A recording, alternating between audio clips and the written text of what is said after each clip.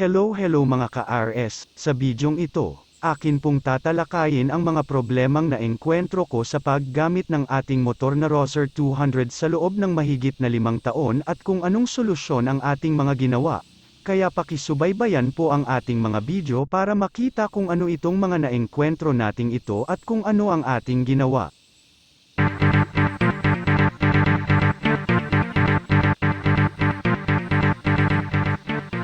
I bought my rouser 200 on February of 2018. The first problem I encountered came just 3 weeks after using the motorcycle. It was about a 50 kilometers ride away from home. Then I noticed that the built-in battery indicator is lit up. Thinking that if I will stop, I might not be able to restart the motorcycle, and so, I continued to drive until I arrived home.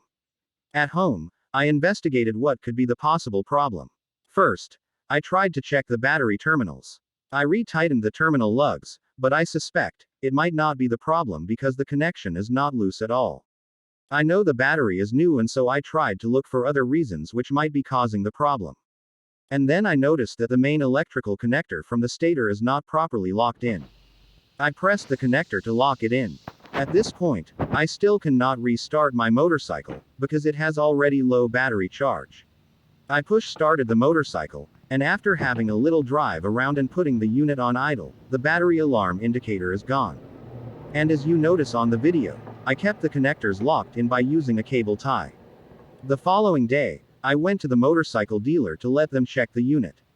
The mechanic checked the unit but found nothing. That's it for now, and don't forget to subscribe to have some idea on my experiences in using this motorcycle. Thank you.